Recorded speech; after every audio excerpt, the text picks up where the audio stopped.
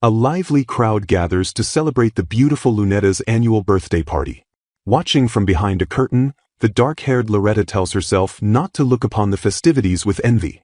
She reflects on her bitter fate as an unwanted child born of infidelity, cursed with the black hair of a commoner. A promotional cover highlights Loretta and a striking blonde man, hinting at the illegitimate daughter's marriage to an upstart baron. Back at the Grand Castle, music drifts through the air as the guests enjoy the lavish ball. Lunetta beams with joy as she holds a brightly glowing gift. Standing alone in her drab-made attire, Loretta solemnly observes the celebration. Retreating to the library, Loretta gracefully weaves glowing magical music threads through the air. The room illuminates as her elegant fingers manipulate the shimmering energy. She silently admits that this delicate magical art is the one thing she is truly good at. Her hands dance skillfully, spinning raw magic power into intricate, radiant threads. Successfully finishing a thick braid of magical yarn, she decides she will give it to her sister later. A flashback reveals a young, crying Lunetta desperately begging her sister for help. Young Loretta comforts her frustrated sibling and offers to spin the difficult magical thread for her. Since that day, Loretta has secretly handled all of Lunetta's thread-spinning duties while her sister took the credit. Growing into a beautiful young lady with her father's blonde hair and lightning magic, Lunetta is poised to inherit the Count's household. Loretta predicts her radiant sister will soon be courted by a noble prince. Meanwhile, Loretta remains perfectly content living in the shadows and reading her beloved books. Her quiet life shatters when she is suddenly informed that a marriage proposal has arrived for her. Clutching her book tightly to her chest, she stands completely frozen in shock. A close-up reveals her wide, tearful eye as she quietly asks if the proposal is truly meant for her. Her haughty stepmother presents the letter, scoffing that a wealthy upstart baron named Bartolguardia is seeking a noble wife. The stepmother cruelly notes that Loretta's strict upbringing makes her just suitable enough to be handed off as a lady. Loretta recalls rumors that this upstart baron was originally born a commoner with innate magic power. In their society, magic power serves as the absolute source of energy. Typically, only the nobility possess these elemental magics, ranging from water to lightning to fire and wind. However, the rare commoners born with anomalous magic often surpass nobles and are eventually granted baron titles or adopted into noble houses. Loretta stares at the document, acknowledging that Bartle shares this unique background. Even living secluded in a detached building, she knows Bartle is famed as a genius craftsman whose magical tool improvements made major news. Overwhelmed, Loretta questions why a man sought after by countless nobles would ever want an illegitimate child like her. Her father violently shakes her, explaining that Bartle's genius has earned him the king's rare permission to pass his title down to his children. He sinisterly points out that Bartle would never suspect Loretta isn't a true, magically gifted noble's daughter. The atmosphere grows heavy with intense, frantic tension as the insidious scheme is laid bare. Loretta realizes that, despite his genius, Bartle is a commoner who knows nothing of noble rumors or her hidden black hair. An infographic displays the grim reality. A child born from a magicless commoner like Loretta and a magical commoner like Bartle will have no magic to pass on. She realizes her father intentionally plans to sabotage Bartle's lightning magic lineage, ensuring it lasts only one generation. Refusing to let a commoner climb any higher in status, her father declares that Loretta will finally be of use to their family. Clenching her trembling fist, Loretta understands they intend to completely deceive her future husband. She falls to her knees, desperately begging her father to stop this cruel plot. Fearing another beating, she silences her protests as her bonnet lies discarded on the floor. Her stepmother coldly dismisses her worries, telling her to just grow out her disgraceful black hair before the meeting. Left completely alone, Loretta kneels on the vast floor to retrieve her fallen bonnet. She bitterly scolds herself for holding on to the foolish, fleeting hope that someone might genuinely want her.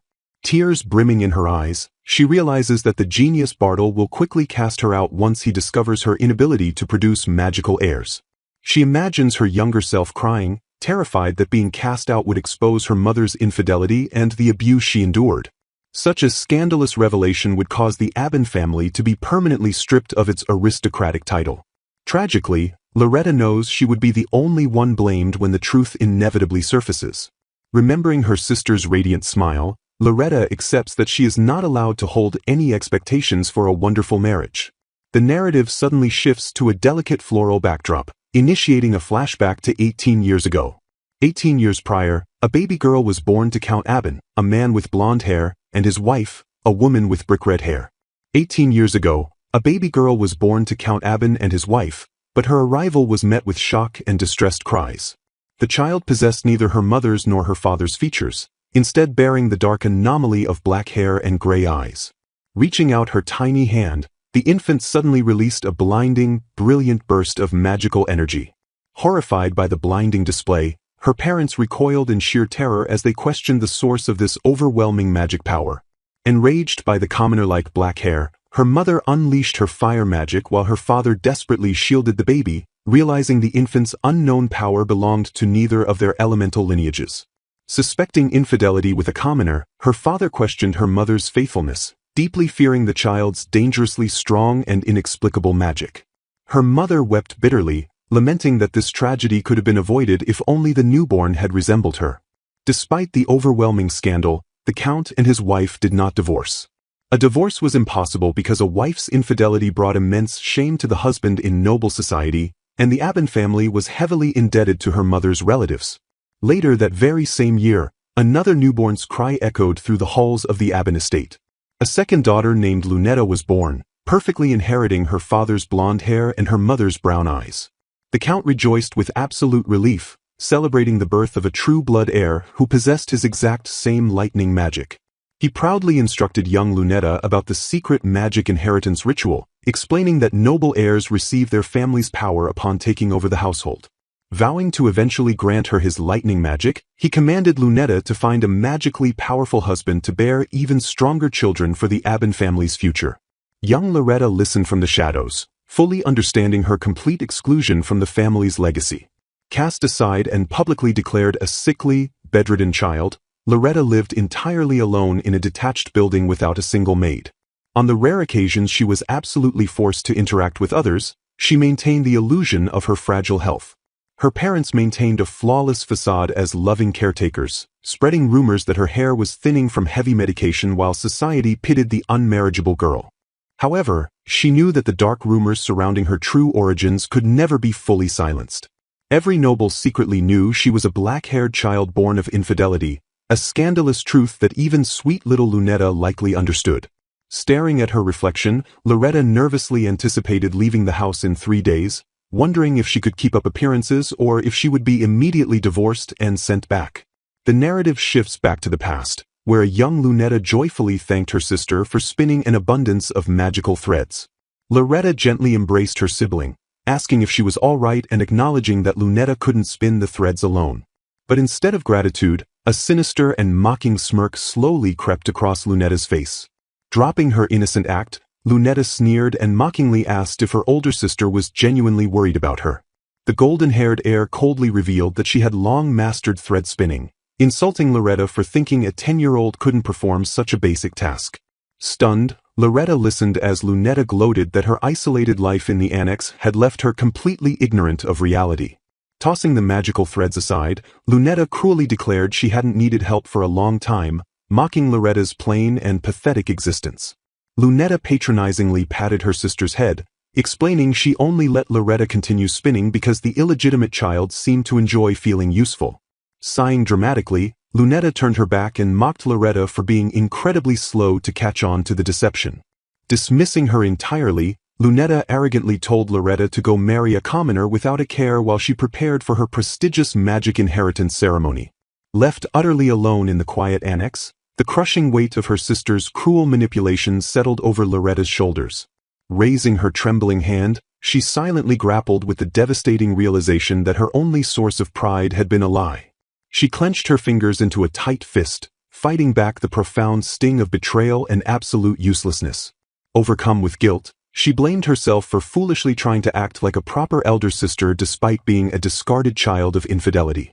Throwing the window open, Loretta defiantly spun her beautiful, colorless, transparent silver magic threads into the night sky, reaffirming her deep love for the art. She resolved to keep spinning her magic, finding solace in the shimmering threads even if her family declared her completely unneeded.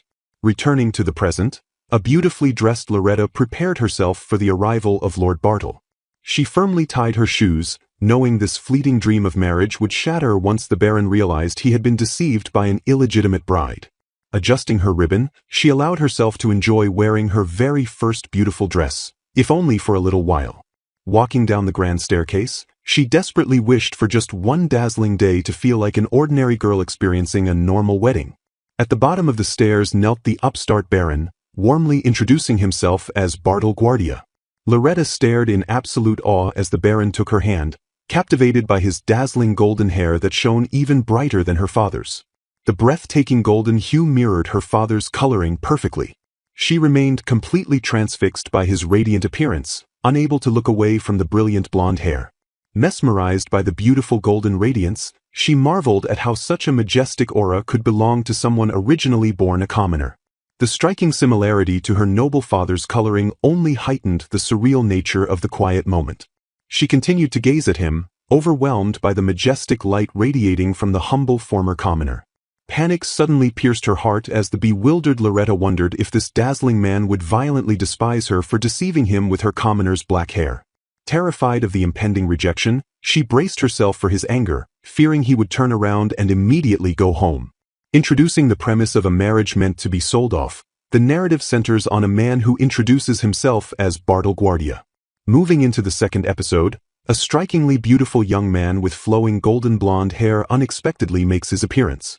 Presenting a suitcase containing the promised preparation money and marriage contract, Bartle Guardia formally requests immediate approval to wed on the spot, despite the father noting he cannot properly see the suitor's face or hair. Opening the heavy suitcase to reveal stacks of cash, the transaction requires proof of the marriage with the daughter, to which Bartle confidently agrees. Expressing his gratitude, the father formally hands over his daughter, though the cold transaction feels disturbingly akin to a mere exchange of purchased goods. Revealing a sinister smile, the older man casually mentions that while the girl is slightly sickly, she is perfectly capable of bearing children without worry. Adorned with a floral hairpiece, the dark-haired bride casts a deeply sorrowful and resigned gaze downward as her cruel fate is ultimately sealed. Vicious insults are hurled at the bride, degrading her as a commoner who can only move her hips and urging her new husband to force her to conceive quickly, likening her to the child of a stray dog with a body meant only to please men. Reacting to the harsh environment, the young woman stands with a startled expression amidst the foliage as the abrupt transition of her life unfolds. As she prepares to board the waiting carriage, Bartle gently tells her to ask for whatever she might need for their new home, prompting a quiet, submissive agreement from her.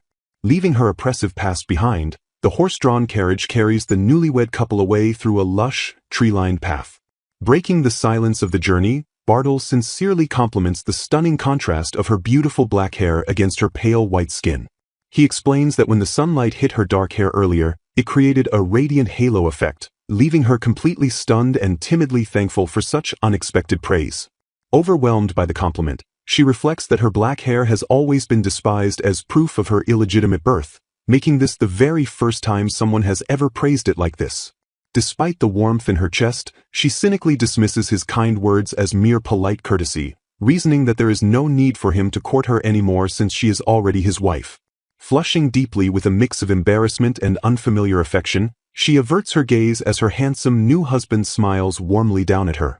Caught in a whirlwind of conflicting emotions, tears prick the corners of her wide, vulnerable eyes as she struggles to process this gentle treatment. Peering down at his fragile new bride, his gaze remains remarkably soft and reassuring, betraying no hint of the cruelty she had come to expect from men. A heavy, pregnant silence stretches between the two newlyweds as the profound reality of their sudden, transactional union begins to truly settle in. Bathed in ethereal light and drifting flower petals, his dazzling, princely smile completely disarms her hardened defenses. Mesmerized by his striking blue eyes and dazzling hair, she privately questions how a man with such an impossibly beautiful, aristocratic face could truly be a mere commoner. Lost in her own vivid imagination, she compares his ethereal elegance to the enchanting from a beloved childhood picture book. Arriving at a grand, opulent estate, the couple is greeted by a massive line of cheerful maids bowing respectfully to welcome their new madam. Startled by the bright, cheerful atmosphere that is completely different from her abusive former home, Sanaa is warmly fussed over by maids offering her a bath or a meal first.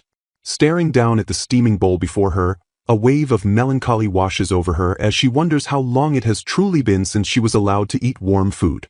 Apologizing profusely for her lack of refined table manners, her face lights up with sheer delight upon tasting the delicious meal, all while noting her husband's incredibly graceful movements. Savoring the rich flavors and the unfamiliar warmth of her surroundings, she looks upward with an expression of profound, quiet awe. Enjoying the meal together at a long, candlelit dining table, Bartle announces that a telegram arrived confirming their marriage contract has been successfully accepted, making the food taste even better in shared company. Suddenly, a sharp realization violently shatters her peaceful reverie as the harsh reality of her situation comes rushing back to the forefront of her mind. Forcing herself to remember the grim truth, she reminds herself that Bartle's gentle kindness is merely part of a calculated business deal, designed solely to make her bear a magically gifted child to inherit his title. A heavy darkness falls over the estate as the moon crests the horizon, signaling the inevitable arrival of their terrifying first night together. Plagued by guilt despite knowing the ways of the night from books and her mother's teachings, she agonizes over whether to confess her darkest secret, that hoping for a child with magical power from her is an absolute impossibility. Gripping the fabric of her nightgown with trembling hands, she stammers, paralyzed by the terrifying weight of her impending confession. Sitting stiffly on the edge of the massive, luxurious bed, she watches with bated breath as her new husband confidently approaches her in the dimly lit room. Her heart aches with painful irony, thinking that this terrifying ordeal would have been vastly easier to endure if only he had been a cruel and disagreeable man. Attempting to brace herself for what is to come, she nervously calls out Bartle's name, deeply intimidated by the breathtaking, prince-like aura of the man standing before her. Sensing her overwhelming distress, he gently cuts through her spiraling panic, offering a quiet, deeply reassuring vow that everything is all right. With a soft, understanding smile that completely defies her grim expectations, he gracefully suggests that they postpone their first night of intimacy for a later date. He cheerfully explains that since they haven't even had a formal wedding ceremony yet, getting pregnant right away would ruin her chance to wear a beautiful, sling-fitting dress on a day of celebration that should be worry-free. Completely baffled by his bizarre logic regarding a dress, her mind short-circuits, internally pointing out that a child can easily be conceived without waiting for an extravagant ceremony. Reaching out to gently touch a strand of her short hair, he lovingly asserts that letting her hair grow out for the wedding will make her look absolutely beautiful. He paints a breathtakingly vivid picture of their future, imagining her in a stunning gown with her magnificent black hair fluttering and sparkling radiantly under the wedding lights. Flushing slightly with genuine regret, he tenderly apologizes for not having enough time to properly prepare for a wedding ceremony because his primary focus was taking her away from her horrific family as quickly as possible. Utterly speechless and entirely overwhelmed by his profound compassion, she realizes he completely abandoned the transactional demand for a quick heir just to ensure her immediate safety. Leaning in with an unbearably fond smile, he playfully teases her, leaving her utterly bewildered as to why this supposedly urgent marriage contract is suddenly progressing at such a leisurely pace. He confidently declares his willing intention to wait an entire half a year just so she has enough time to grow out her beautiful hair for the perfect wedding day. Having thoroughly dismantled her fears with his staggering kindness, Bartle turns toward the heavy double doors, respectfully suggesting that they simply rest for the day. A soft, breathless sigh escapes her lips, carrying away the immense, suffocating tension that had gripped her entire body since the transaction began. Pausing just before departing, he smoothly offers to stay and comfort her if the prospect of sleeping alone in the massive new estate proves too frightening or lonely.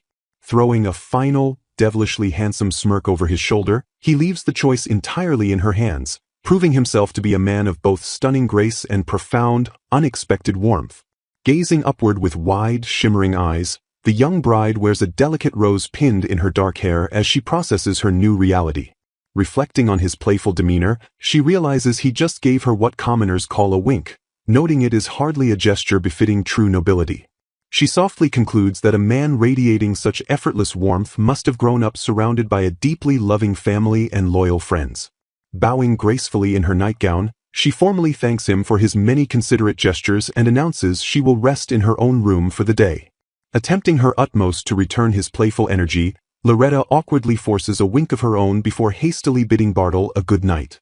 Caught entirely off guard by her clumsy but endearing gesture, Bartle stares after her with slightly widened eyes.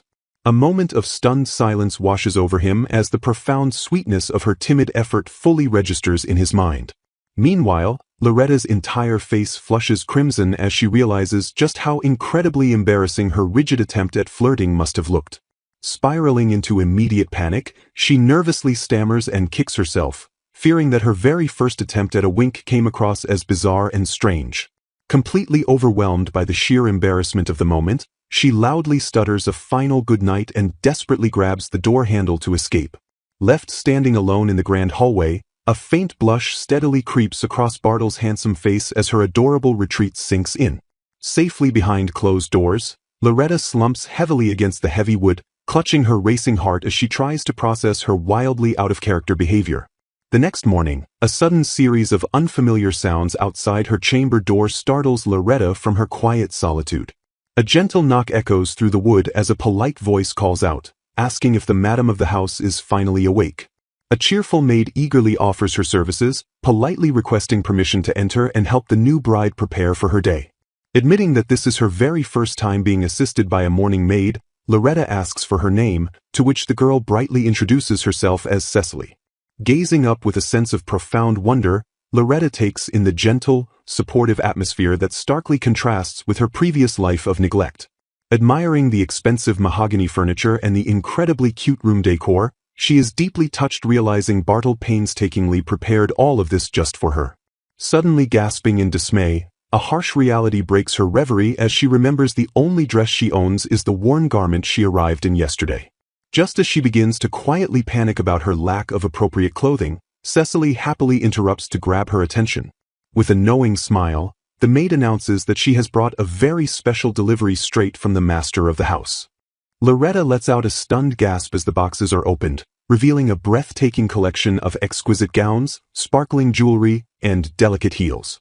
Squealing with sheer romantic delight over the high-quality fabric and delicate decorations, Cecily fawns over how this handsome gift makes Loretta's life seem like a beautiful fairy tale storybook. Politely thanking the maid, Loretta is met with Cecily's enthusiastic insistence to drop the formalities, as the servant practically vibrates with excitement to show off her dressing skills. As Cecily moves on to arranging her hair, Loretta visibly hesitates, insecurely questioning if anything can truly be done with her much-despised black hair. Firmly rejecting her insecurities, Cecily praises the dark locks as incredibly beautiful and notes that despite being short, the texture makes it remarkably easy to braid into an elegant style. Stepping back to admire her meticulous handiwork, the cheerful maid proudly announces that the styling is finally complete. Cecily showers her mistress with genuine praise, repeatedly calling the final, polished look absolutely cute and wonderfully elegant. Transformed by the exquisite dress and delicate styling, Loretta stands tall with a soft, radiant smile, looking every bit the noble lady she was meant to be. Blushing deeply at her own glamorous reflection, Loretta sheepishly admits that she genuinely enjoys the art of coordinating such amazing outfits. Cecily enthusiastically rambles about how thrilling it is to finally have a super cute mistress, jokingly complaining that despite Bartle's incredibly good looks, his careless lack of flair was dreadfully boring to work with.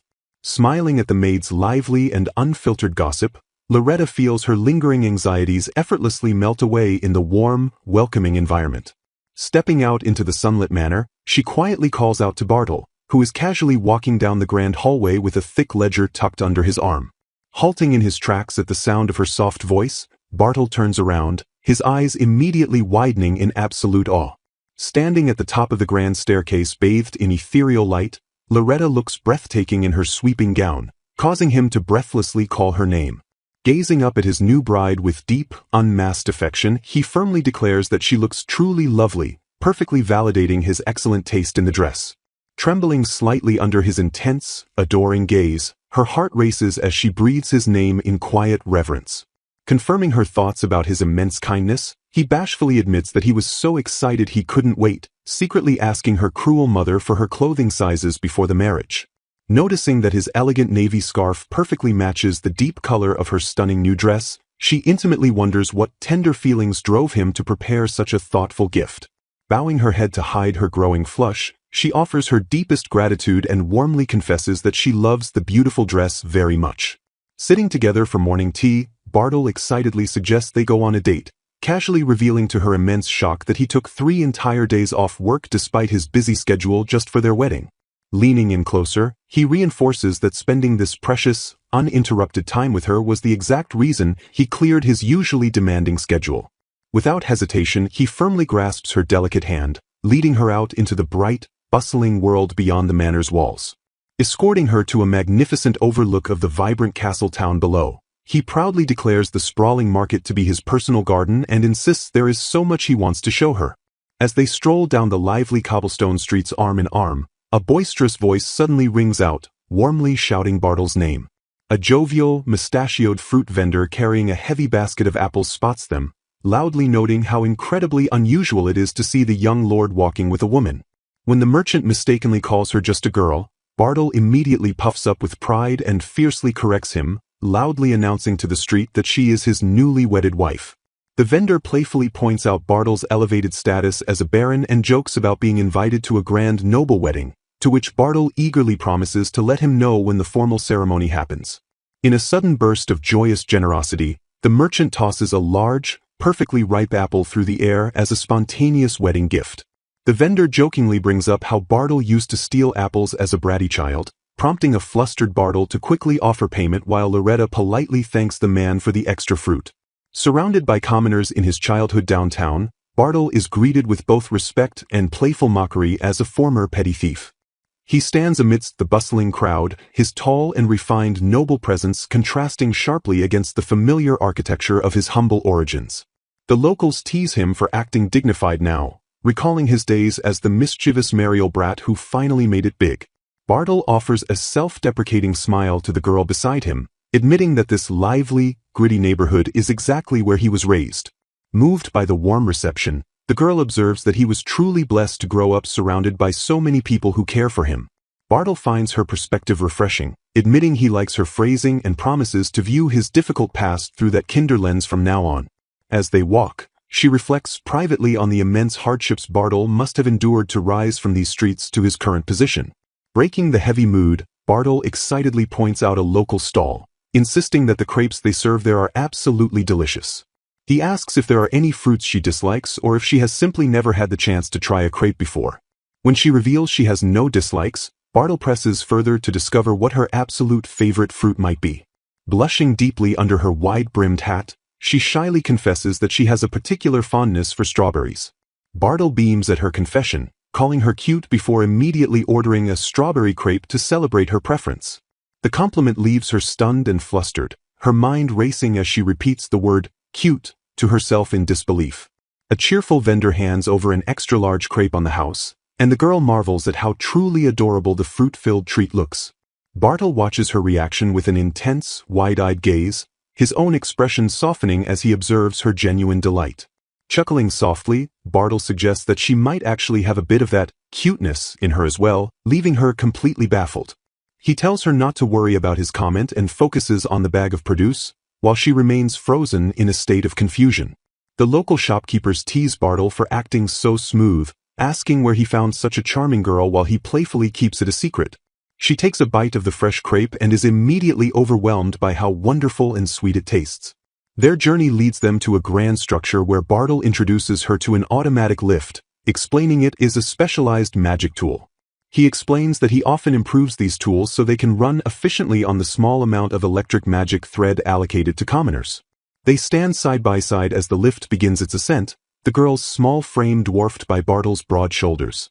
Upon reaching the top, she is breathless at the stunning panoramic view of the city spreading out beneath them. Taking advantage of the quiet moment, Bartle tells Loretta he wants to ask her something a bit delicate and personal. He looks her directly in the eye and asks if she is perhaps afraid of men, noting her constant hesitation. Bartle worries that his own face or presence makes her uneasy since she rarely gathers the courage to look his way. Loretta looks away in profile, her expression clouded with a mix of guilt and hidden sorrow as she realizes he has noticed her avoidance. Realizing he has been watching her closely all along, she offers a sincere apology and prepares to tell him the truth. To her surprise, Bartle's first instinct is to ask if it is his golden hair that causes her distress. He leans in with a gentle, knowing smile, his eyes searching hers for a confirmation of his suspicion. He explains that golden hair is proof of electric magic power, a stark contrast to the dark hair typically found among commoners. Bartle immediately offers to dye his hair if it would make her more comfortable, but a horrified Loretta begs him not to change himself. She is stunned when he doesn't even ask why she fears golden hair, showing a level of restraint she didn't expect. He promises never to force her to speak, though he makes it clear he is always ready to listen whenever she feels ready. Loretta is deeply moved by his patience, thanking him for being so open and sharing his own story with her. She grunts softly as she struggles with a sudden internal conflict, the weight of her family's expectations pressing down on her. Looking closely at his kind smile, she realizes that despite having the same electric magic, Bartle is completely different from her father.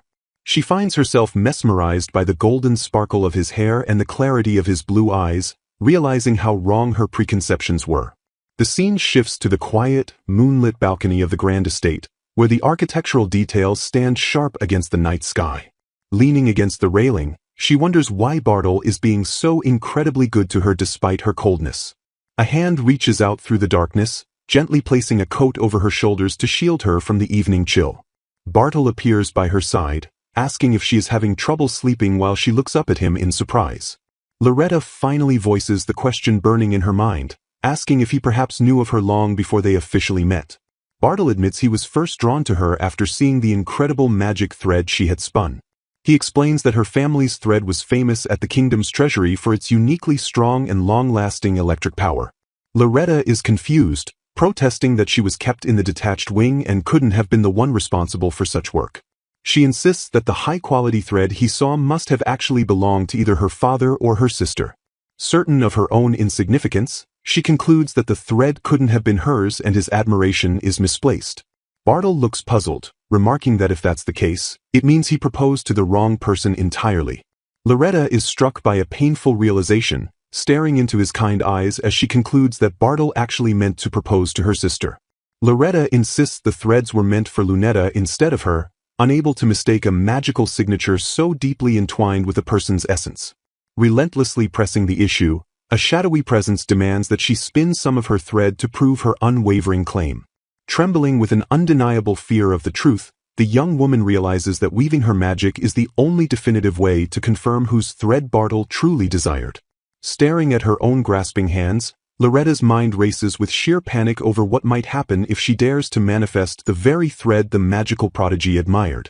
A terrifying vision flashes before her eyes, showcasing the devastating moment Lord Bartle realizes he mistakenly proposed to her instead of Lunetta upon sensing the wrong magical thread. Overwhelmed by a suffocating wave of anxiety, she confesses her profound terror as the looming concept of the magical thread hangs heavily in the air between them. The raw vulnerability of the agonizing moment is perfectly captured in the widened, glistening eye of the frightened bride. Desperately trying to retreat into her shell, Loretta quickly apologizes for causing unnecessary trouble and begs to immediately drop the distressing topic. Gripped by a sudden urge to flee the overwhelming situation, she offers a profound apology and asks to be excused to the safety of her room, even as Bartle insists the fault lies with him. Refusing to let her slip away into a sea of misunderstandings, Lord Bartle urgently grabs her wrist to physically halt her retreat. With a voice laced with undeniable affection, he firmly calls out Loretta's name to ground her racing thoughts. Gently reassuring his frantic bride, Bartle confesses that her magical thread was merely the catalyst for his affection, affirming his profound happiness simply being by her side.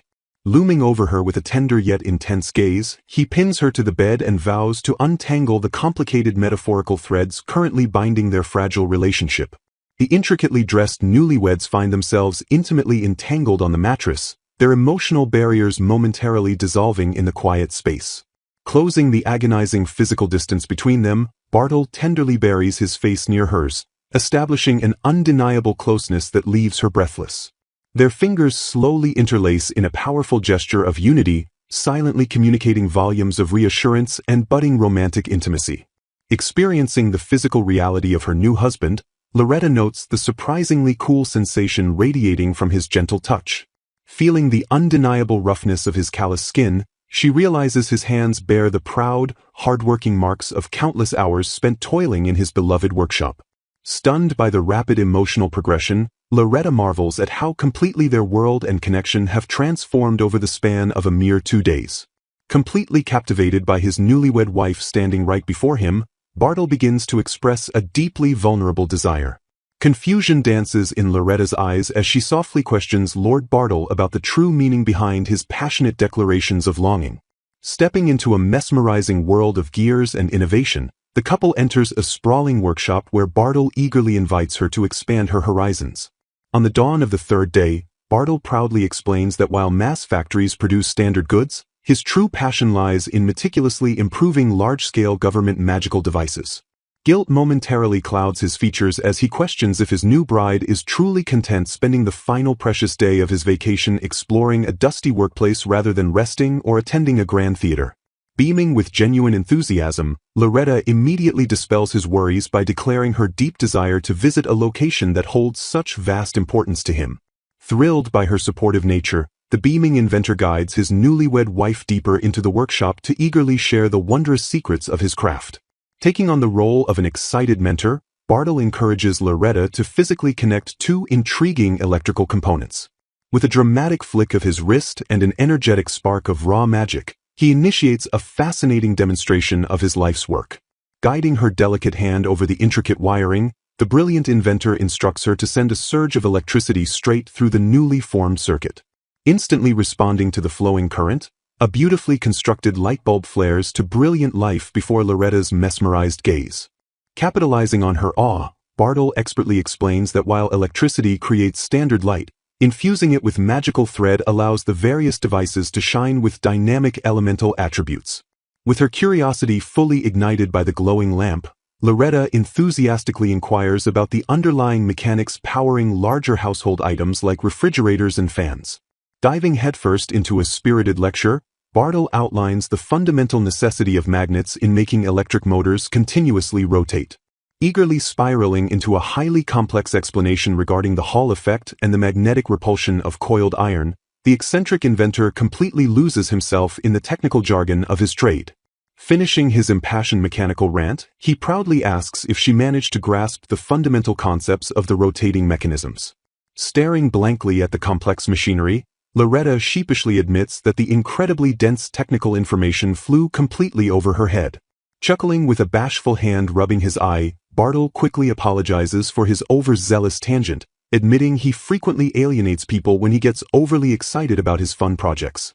A wave of profound relief washes over Loretta as she realizes her husband completely accepts her lack of technical understanding without a single shred of disappointment. Sharing a warmly intimate smile over a small mechanical component, the couple discovers a beautiful harmony in their vastly differing areas of expertise. Eager to bridge the gap in her knowledge and connect further with his passions, Loretta politely asks to borrow some of his literary references. Lighting up with infectious joy at her genuine interest, Bartle excitedly proclaims that his massive workshop is practically overflowing with tons of books. Rummaging through his impressive collection, he presents a clean, easily digestible new manual alongside the incredibly worn, beloved text that originally sparked his lifelong journey into engineering. Observing the deeply frayed edges of the sentimental artifact, Loretta gains a profound appreciation for the countless hours of studying that beautifully shaped his brilliant mind. Drawn to the immense emotional value of the damaged tome, she firmly points a delicate finger and requests to take the older volume for herself. Smiling with incredible fondness, Bartle happily hands over his most cherished, heavily worn childhood book while giving it his absolute highest recommendation. Holding the precious book close to her chest, Loretta vividly imagines a young, sleepy Bartle dozing off while desperately trying to absorb its complex secrets. Gazing warmly at the incredible man who completely bared his soul to her, she softly promises to treat his treasured artifact with the utmost care and respect.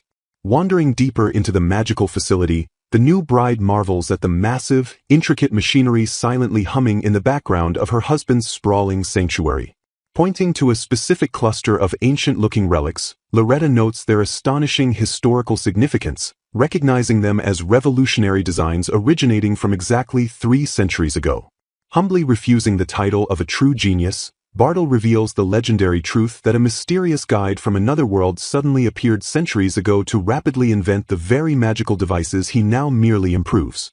Loretta notes that large magical devices once ran entirely on electrical magic, but improvements now allow them to utilize magical threads of any attribute. Large kingdom factory devices, such as water quality management systems, still rely solely on valuable electrical magic to function. Realizing the immense value of this energy, she understands that the Aben family, and surely Lunetta, have been earning their income by supplying this electrical magic to the kingdom. A cruel memory surfaces, echoing a time when Lunetta coldly dismissed her sister by stating she hadn't needed her for a very long time. Heartache overwhelms Loretta as tears stream silently down her face in the wake of those cutting words. Feeling utterly foolish, she recalls Lunetta's mocking admission that she only allowed Loretta to help because she seemed to enjoy it. Gazing down, she realizes there was never any need to worry about the kingdom's supply, since the electrical magic threads always came from either her father or the rightful bloodline of Lunetta. The painful truth finally dawns on her that Lunetta could always produce far superior magical threads than she ever could.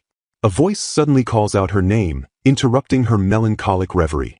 Trapped in her insecurities, she wishes her hair were blonde, that she weren't a child of infidelity, and that she possessed the ability to spin those coveted electrical threads. If she only had those traits, she believes she could stay happily by Lord Bartle's side, smiling effortlessly all the time. A confused murmur escapes her lips as a strange bundle and document on the floor catch her attention. An official sternly questions if the meager amount presented corresponds to the entire month's delivery of magical threads. Walking hurriedly through the heavy rain, a distinguished man clutching a cane and top hat approaches the estate. Confronting Lunetta, the father points out that the volume of magical threads she has been delivering has noticeably decreased. Deflecting the accusation, Lunetta casually claims these fluctuations happen from time to time, excusing her poor performance by saying she hasn't been feeling well. Brushing off her excuses, her father reminds her that she possesses much stronger power than he does and insists he is counting on her for the next month. Attempting to change the subject, Lunetta sweetly asks if they couldn't just replace their automatic reeling machine with a brand new one soon.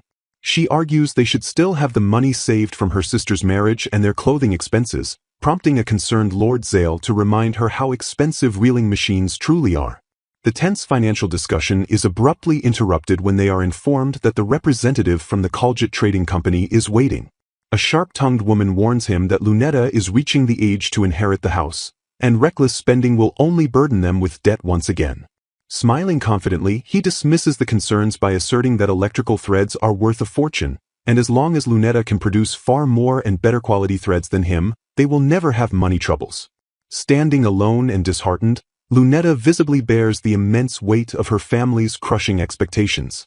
The massive, complex automatic reeling machine looms in the workspace, its numerous spools and intricate mechanisms completely motionless. Panting heavily in sheer exhaustion, Lunetta collapses to the floor beside a broken, tangled spool of thread. Desperation sets in as she stares at the imposing, silent machine and mutters that her failure simply has to be a lie. Refusing to accept reality, she insists it is absurd that she cannot produce even half as much as her sister, blaming the machine for the devastating shortfall. Reality finally closes in on Lunetta as she agonizingly questions how she, carrying the rightful Aben blood, could possibly have less magic and be inferior to a sister born to a common stray dog. Under the pale light of a crescent moon, the sprawling, opulent estate stands cloaked in shadows and oppressive silence. Inside the darkened manor, Lord Bartle sits rigidly in an ornate chair, bathed only by a sliver of moonlight piercing through the curtains. Breaking the heavy silence, he coldly informs Loretta that they desperately need to talk. Leaning forward with a piercing glare, Lord Bartle accuses Loretta of deceiving him for their entire relationship. Clutching his forehead in frustration, he cruelly declares their marriage was a case of mistaken identity, pointing out that she is merely the illegitimate child of a commoner. Seeing no value in their union, he brutally concludes there is no point in staying married and demands a divorce. A devastated Loretta tearfully apologizes, finally accepting that the woman Lord Bartle truly wanted all along was Lunetta. Awakening alone in her grand bed, she touches her face and realizes the confrontation with her mother, who carried an illegitimate child, was just a haunting dream. A sudden knock at the door disrupts her dark thoughts as she reflects that, just like her mother, she kept deceiving others even while knowing it was a sin. A cheerful maid named Cecily enters to bid her good morning, noting Loretta's pale complexion and guessing she was up late wrestling with the mantel clock. Gazing into the mirror, Loretta is amazed by the maid's skillful styling, calling the transformation magical while Cecily proudly boasts she can always fix her up. Styling her hair with joyful precision, Cecily admits she simply loves this kind of work and has even considered making it her profession ever since realizing how fun it is. Beaming with infectious enthusiasm, the spirited maid pumps her fist and declares she still has a lot to learn. Loretta sits quietly in her opulent room, reflecting on the fact that exactly 1 month has passed since their marriage. Staring blankly at her reflection, she admits she still hasn't revealed the truth, noting that she and Lord Bartle have stayed apart at night just as he promised. Consumed by deep guilt, she silently acknowledges that she is failing to fulfill her role as a wife or properly manage the grand estate. Holding the intricately repaired mantel clock in her delicate hands, a wave of profound relief washes over her as she whispers that she finally did it. Impressed by the sudden success, a voice marvels that a whole week's worth of painstaking effort is already completed. Startled by the unexpected praise, Loretta turns her wide, blushing face and softly calls out Lord Bartle's name. Approaching her gently, Lord Bartle asks if it was still hard to follow even with the instruction book, while she explains she thought she might understand better by making one herself. Smiling warmly, he insists her success is due to her earnest listening and offers a token to his #1 pupil, but she humbly attributes her achievement entirely to his excellent teaching. Looking down in mild surprise at the presented gift, Loretta softly questions if the object he is giving her is a screwdriver. Lord Bartle explains that his tools are like an extension of himself, and he presents the screwdriver to Loretta as a protective charm. Looking serious, he tells Loretta that there is something important he needs to discuss with her. Loretta gazes up at him with wide, expectant eyes, waiting for him to continue his thought. She is momentarily shaken when he asks if she has been deceiving him, before he quickly softens his tone and tells her she does not need to be so formal. Her heart thumps loudly in her chest as she prepares herself to finally hear the truth from him. He reveals that he will be leaving on a long business trip starting tomorrow and simply wanted her to have a keepsake before he departed. Surprised by the sudden news, Loretta looks at him with a stunned expression, letting out a small gasp. She tightly squeezes the gifted screwdriver, feeling its weight in her hands as she processes his departure. Loretta thanks him sincerely, promising that she will treasure the tool while he is away. Bartle is delighted by her reaction, though Loretta is slightly confused as to why he seems so genuinely happy about her response. She notes that the screwdriver is something he always uses and declares there is nothing she would be happier to have. Lord Bartle smiles warmly as he adjusts his tie, looking satisfied with their interaction. He jokingly tells her he wouldn't even be mad if she accidentally blew up the workshop while making magical tools, though he urges her to be careful so she doesn't get hurt. Loretta smiles brightly and gives him a firm, cheerful yes, in response to his instructions. Lord Bartle stares at her with a tender expression, clearly moved by her earnestness. He leans in closer and wonders aloud why she is so cute just for saying a simple yes or yeah. Loretta feels flustered as she realizes his words are getting sweeter, and she quickly excuses herself to leave the room. Once alone, she clutches the screwdriver and wonders why she keeps acting so flustered every time they speak. She walks through the town, reflecting on how her daily life in the past was vastly different from her current situation. Her previous routine was limited to spinning thread, reading, and practicing her etiquette training. She laments that because she never did anything of substance before, she feels incapable of doing anything useful now. Loretta realizes she is constantly receiving kindness from Lord Bartle but feels she has nothing to give back to him in return. Her wandering leads her to a specific location, and she stops to take in her surroundings. She finds herself standing before the grand observation tower where she and Lord Bartle went on their very first date. She thinks about how both Lord Bartle and Cecily work hard to achieve their dreams, making her feel even more stagnant. Reaching out a gloved hand, she thinks to herself that she also wants to find a way to help somehow. Loretta clenches her fist with determination, vowing to find her own path and purpose. Suddenly, a chaotic scene erupts as people scream and run in a panic through the crowded area. Looking around in confusion, Loretta tries to understand the cause of the sudden commotion. The panicked crowd settles slightly as one man notes that whatever was happening has finally stopped. A terrified woman clutches a crying child, crying out that they are trapped with no way out. A man tries to calm the group by pointing out an emergency button that should have contacted help outside. Despite the button, help does not appear to be coming, leaving everyone in a state of growing uncertainty. One man holds his head in despair, exasperated by how many hours have already passed without rescue. Loretta attempts to reassure them, suggesting that the people waiting for the lift must be aware of the problem and are working on a solution. Her optimism is met with skepticism as hours continue to pass. No magical engineer appears, and the lights begin to grow dim. Loretta recalls Lord Bartle's teaching that opening a cover like this allows one to see the internal circuit section of a machine. She decides it is worth a shot to investigate the panel herself, insisting that just opening it won't break anything further. A man shouts at her to stop, but Loretta ignores him and focuses on peering into the opened maintenance panel. She quickly identifies the issue, announcing that the magic thread in the power unit is missing and it has simply run out of fuel.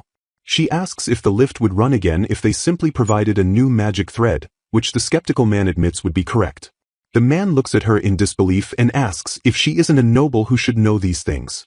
He stares at her intently, noting that he could have sworn she had blue hair, implying he expected a different noble lineage.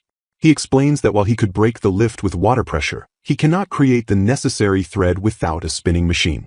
The man vents his frustration, questioning why someone with her apparent power can't actually do anything to help them.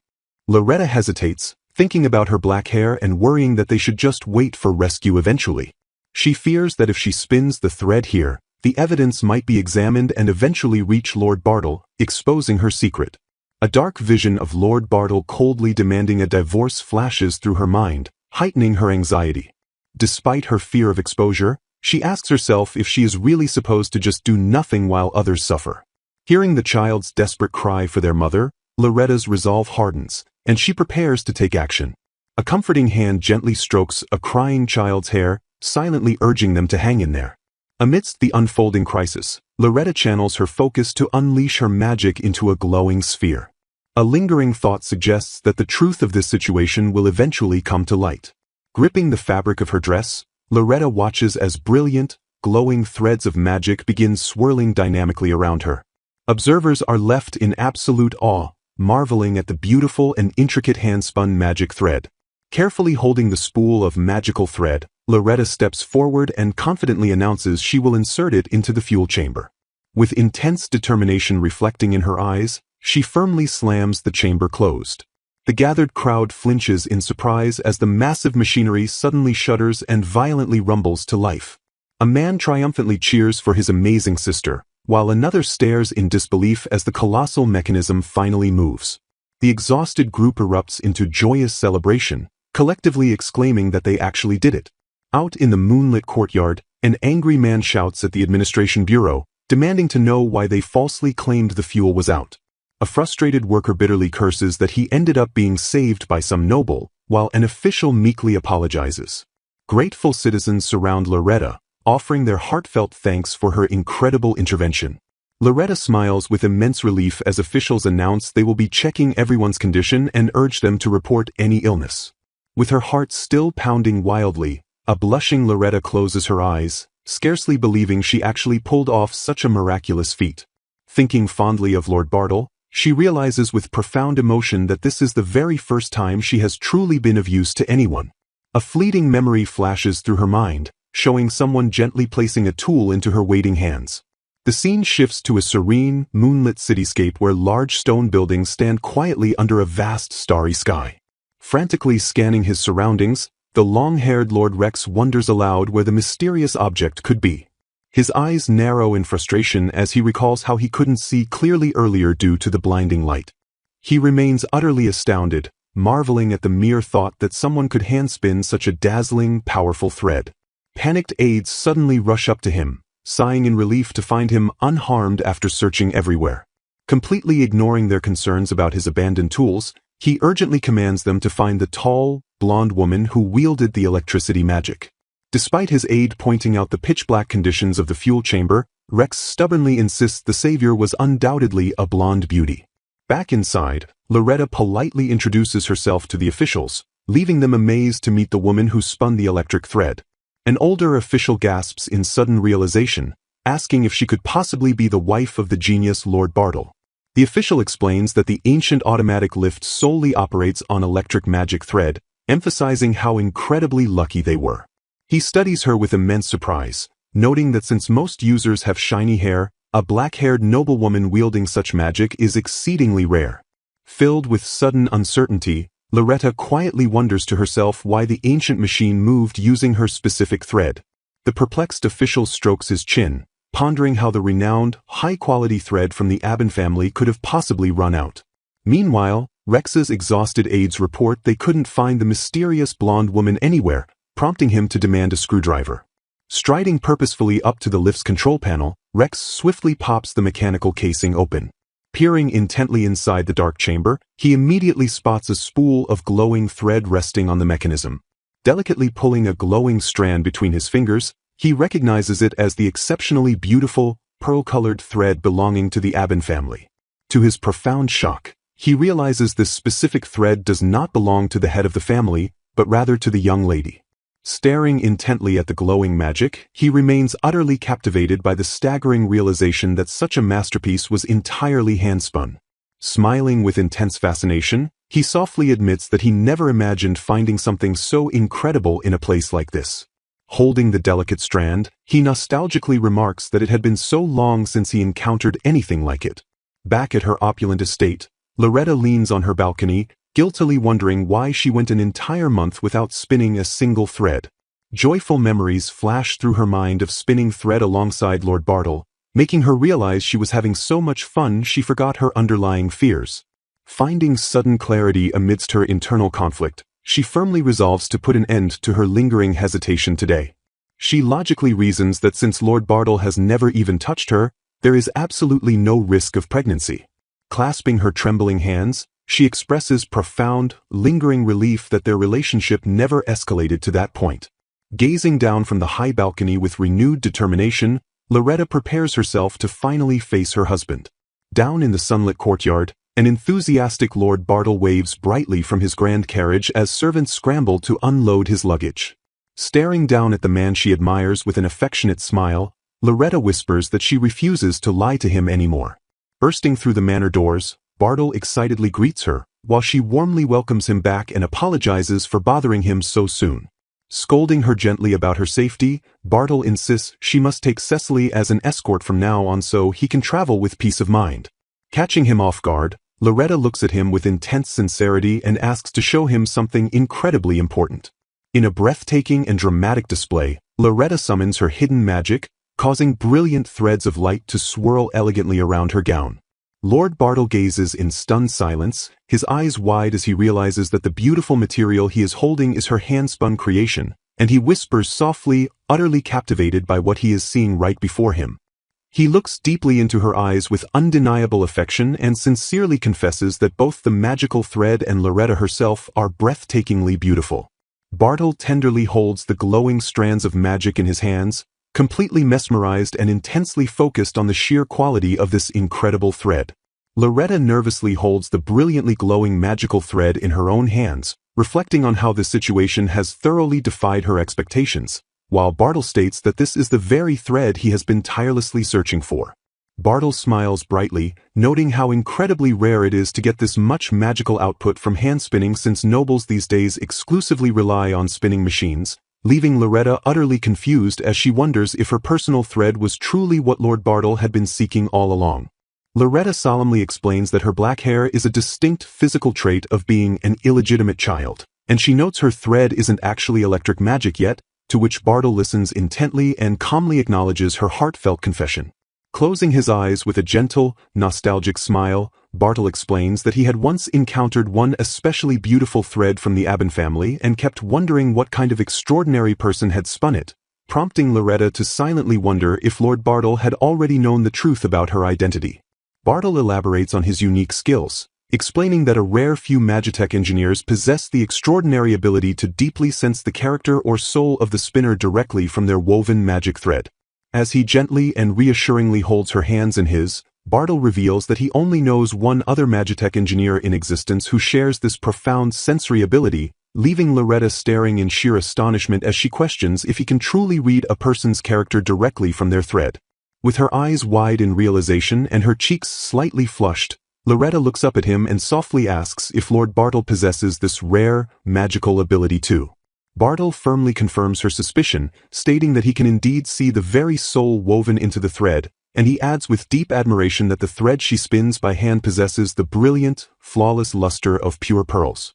Bartle gazes down at her with profound affection and unspoken understanding, concluding his thoughtful observation with a highly meaningful pause. He explains that her family supplied the kingdom with 3 distinct kinds of thread belonging to her father, her sister, and herself, noting that among them, only one possessed that beautiful pearl-like sheen which stood in stark, beautiful contrast to the harsh character of the family he had observed at the party. He freely admits that encountering this stark difference in character and magical resonance had initially left him completely confused about the Aben family dynamics. Reaching out to gently but firmly grasp her hand, he softly calls Loretta's name and affectionately asks her to come closer to him. The scene shifts entirely to reveal a massive, intricately designed piece of industrial equipment, which Bartle quickly identifies as a standard magical spinning machine. Standing protectively beside her in front of the large, whirring mechanism, Bartle explains that under normal circumstances, magical thread is mass-produced and spun using this exact type of machinery. However, he looks at Loretta with intense admiration and declares that she is a complete exception to this mechanical norm, emphasizing that her unique magic and the inherent power of her hand-spun thread set her entirely apart. Moving with deliberate tenderness, Bartle gently and affectionately envelopes Loretta's small, trembling hands within his own larger grasp. He gracefully brings her hand to his lips for a tender, respectful kiss, praising the breathtaking beauty and purity of her pearl-like soul.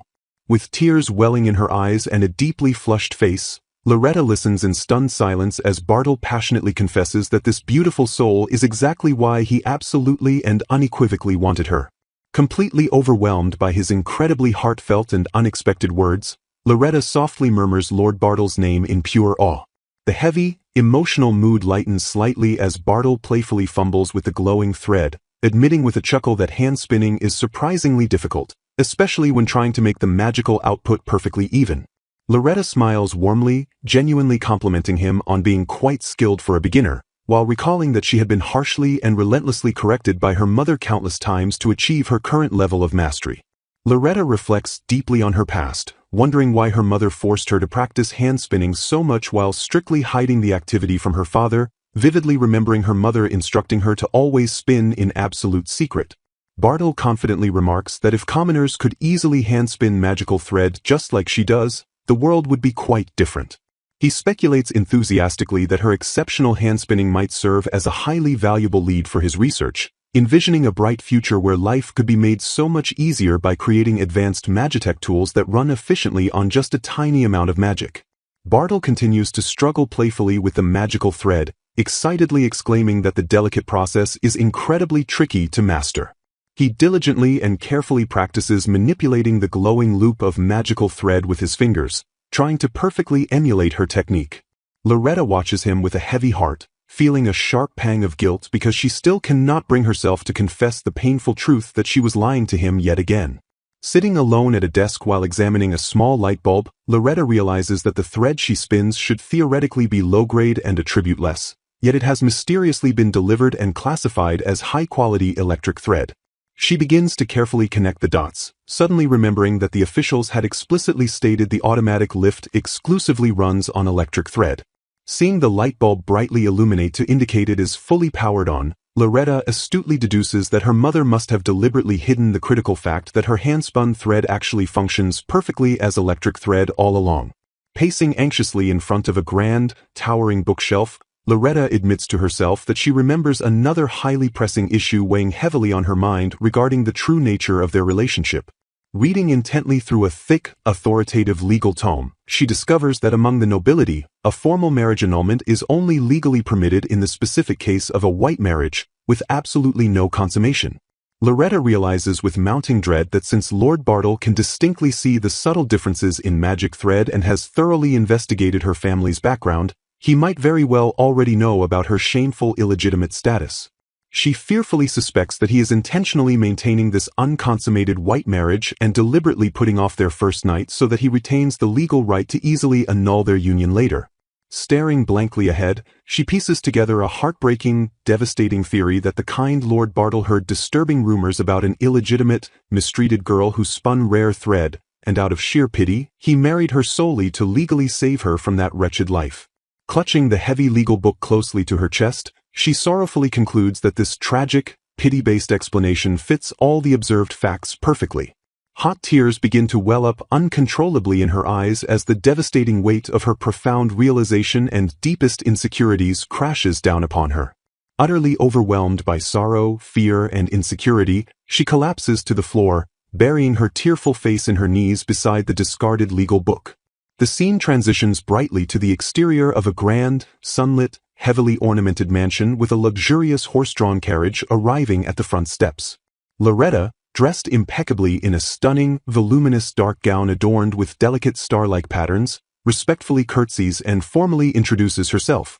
An older, highly distinguished woman greets her warmly at the elaborately set tea table, politely asking if she is feeling well since rumors had circulated that Loretta was quite sickly. Loretta smiles nervously and confirms she troubled her parents for a very long time, admitting that just sitting there today is exhausting, though she internally notes she wasn't truly physically sickly in reality. The older woman sips her tea elegantly and expresses sympathetic shock that Loretta, hailing from the prominent Aben family, managed to somehow come down with a fever on such a beautiful day. A narrative flashback reveals a formally wax-sealed envelope lying squarely on a desk, noting that this specific invitation arrived shortly after the chaotic automatic lift incident.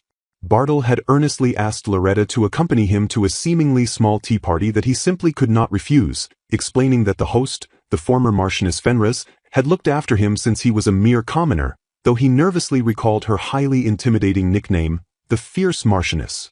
Flustered maids frantically scrambled to dress Loretta for the high-stakes tea party with Madame herself, promising to do their absolute best with the wardrobe, while Bartle dramatically insists he will not let anyone else see her looking so exquisitely beautiful.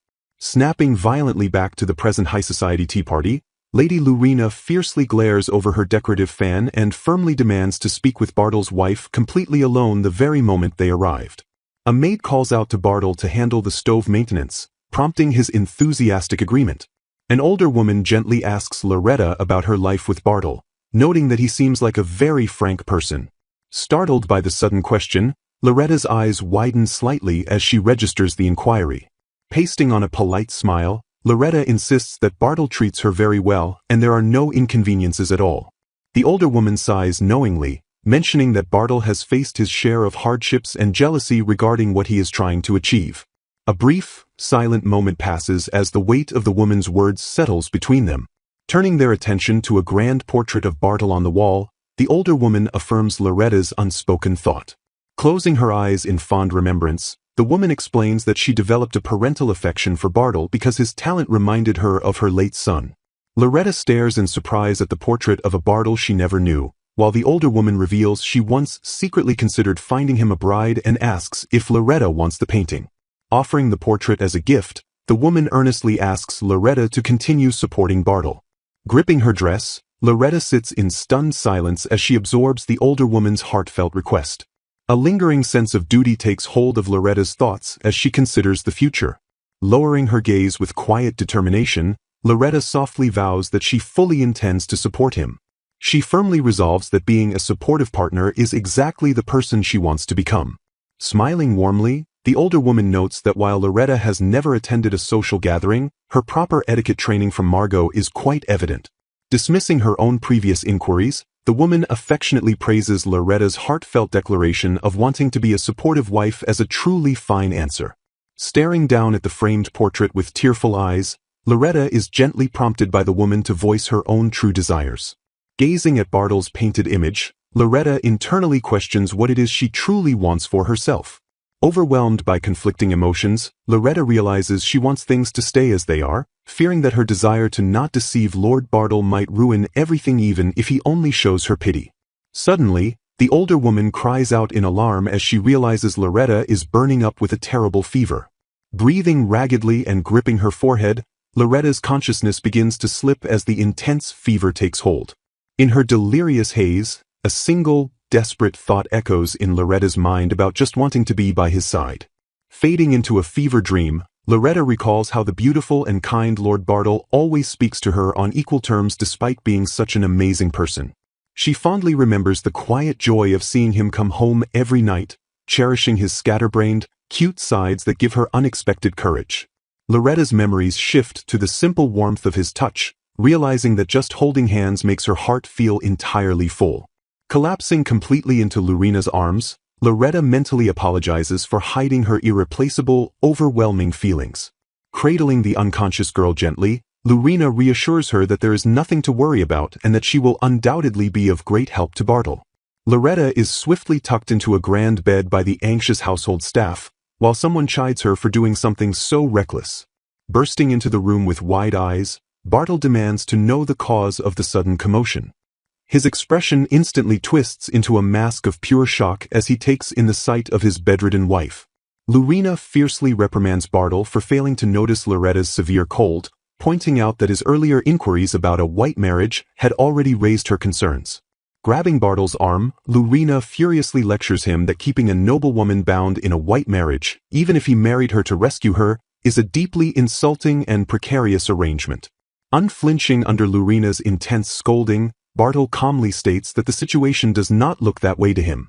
He argues that forcing a relationship built purely on gratitude from being rescued is pointless, confessing that he desperately wants Loretta to genuinely fall in love and choose him on her own. Acknowledging the harsh reality, he admits that such genuine emotions are practically non-existent in traditional noble marriages. Despite the odds against him, Bartle firmly declares that he will take his chances and that the current arrangement is fine. Lorena stares down the stubborn young lord, her expression a mix of frustration and begrudging understanding. She warns him that proudly parading her as his wife is merely a mask for his insecurity, cautioning that once her fragile trust is shattered, it will be far too late. Staring resolutely ahead, Bartle solemnly promises that if Loretta truly rejects him, he will properly give up. Unconvinced by his bravado, Lorena pointedly asks how he can possibly give up when Loretta has clearly become someone he cannot bear to let go of. A faint, defeated smile touches Bartle's lips as he praises Madame Lorena for being as sharp and perceptive as ever. While a maid hurriedly prepares the carriage, a bystander notes how incredibly rare it is for Bartle to claim a white marriage without even spending the first night together. Muttering under his breath, Bartle softly curses the completely unreasonable nature of his own stubborn heart. Leaning in intimately, Bartle gazes down at Loretta's flushed, sleeping face with profound tenderness. In a sweeping romantic gesture, Bartle lifts her delicate frame into his arms and presses a gentle, lingering kiss to her feverish brow. As her consciousness drifts away into the comforting darkness, Loretta reflects on how he used the white marriage simply to rescue her, realizing she would remain bedridden for 3 entire days. Awakening from her stupor, Loretta pieces together that Bartle never touched her out of respect, knowing the dark rumors of her past mistreatment. Staring blankly out the sunlit window from her sickbed, a heartbreaking realization washes over Loretta that their unconsummated marriage will inevitably be annulled. Gazing affectionately at his portrait, she counts her blessings, overwhelmingly glad that he took her away and gave her a world full of hope and kindness. Leaning over the gilded frame of Bartle's portrait, Loretta's heart burns with resolve as she desperately wonders what she can do to repay him. Gazing upward with tear-filled eyes, Loretta's face flushes with a mix of sorrow and quiet resolve. Sitting alone at her desk with a quill in hand, Loretta decides she must at least express her true feelings in her own words. She carefully pens a formal letter requesting the annulment of their marriage while expressing her deepest gratitude. Planning her immediate departure, she resolves to head to the lower town to sell thread and find a modest place to live. Sitting patiently at the lavish but empty dining table, Loretta remarks to the maid that Bartle still hasn't arrived for dinner. The attentive maid immediately offers to go and summon the lord to the dining hall. Outside, the sprawling estate is bathed in the fading, quiet light of dusk. A servant approaches Lord Bartle to politely inform him that it is time for the evening meal. The servant casually points out that Bartle has managed to get heavy oil stubbornly stuck in his hair. Touching his messy blonde locks, Bartle apologizes before suddenly recalling that Loretta actually didn't mind his hair color. Running a hand through his hair with a playful smirk, he jokingly declares he will always keep it just like this since she doesn't mind it being dirty. Gently grasping his sleeve, Loretta softly insists that he doesn't need to deliberately ruin his hair by dusk every single day. Staring back affectionately, he promises to always wear his hair the way she likes as long as she comes to see him at this exact time every day. A warm, genuine smile breaks across Loretta's face as she realizes how much his simple request means to her. She feels a deep sense of comfort knowing that his undivided attention is finally focused entirely on her. Her eyes widen in quiet awe as a deep blush spreads rapidly across her cheeks. Smiling down at her with immense warmth, Bartle sincerely thanks her for finally lifting her head to look at him while they chat. Strolling hand in hand through the gardens, Loretta flusteredly questions his gratitude, prompting him to confess that he is simply happy. Leaning in with a teasing grin, he confidently states that looking up allows him to see her cuteness much better, leaving her completely stunned. Reaching the grand estate doors, he warmly requests that she come again tomorrow while expressing his joy that she came to fetch him. Her delicate fingers remain intertwined with his as she softly agrees to his request. A look of pure, unadulterated affection softens Bartle's handsome features as he gazes down at his wife. Standing alone in the quiet room with her packed suitcase, Loretta leaves the farewell letter on the desk with a final whisper of thanks. Gripping her heavy luggage tightly, she reflects on how meeting Lord Bartle brought her both immense happiness and overwhelming fear. Stepping out into the biting snow toward a waiting carriage, the heavy burden of her hidden truth weighs heavily on her chest.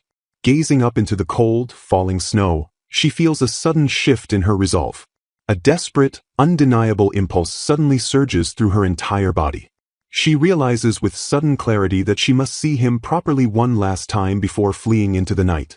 Taking a shaky breath, she admits to herself that she has been cowardly avoiding this exact confrontation all along. Rushing back to the estate entrance, she abruptly stops as she finds Bartle already waiting by the grand doors. Crossing his arms with a knowing smile, Bartle directly asks if she was secretly planning to run away. Closing the distance between them, he reaches out and tenderly cups her blushing, tear-stained cheek. Wrapping his arms tightly around her trembling frame, he buries his face in her shoulder and softly notes that her hair has grown. Pressed flush against his chest, Loretta's heart pounds erratically as she scolds herself for getting so flustered at such a critical moment. Pulling back just enough to meet her eyes, he asks if she dislikes the embrace and softly demands she drop his formal title. Without waiting for another word, he leans in and captures her lips in a deep, passionate kiss. Hovering inches from her face, he urges her to call him by his name if she doesn't hate the kiss, prompting her to breathlessly whisper it. Cradling her face with utter devotion, he gazes deeply into her tearful eyes and firmly declares his love. Overwhelmed by his confession, hot tears spill down her cheeks as she offers a watery, radiant smile of acceptance. Finding her courage at last, she softly confesses that she surely loves him just as much. Prompted by his gentle inquiry about what she has been hiding, Loretta decides she must finally reveal the dark truth that separates them. She hesitates for a fleeting second, fresh tears welling in her eyes as the heavy words form on her tongue. With a profoundly pained expression, she shakily confesses that she is actually an illegitimate child. Dropping her gaze in shame, she admits she is not her noble father's true daughter and has been deceiving Bartle this entire time. She explains her tainted lineage means she can never bear him a child with magic, only to stop short when she realizes from his unfazed expression that he already knew everything. A bittersweet smile breaks through her falling tears as she sincerely thanks him for every kindness he has shown her up until this moment. Believing she must leave to protect him, Loretta tearfully declares that she was truly happy during their brief marriage as she steps back to part ways properly.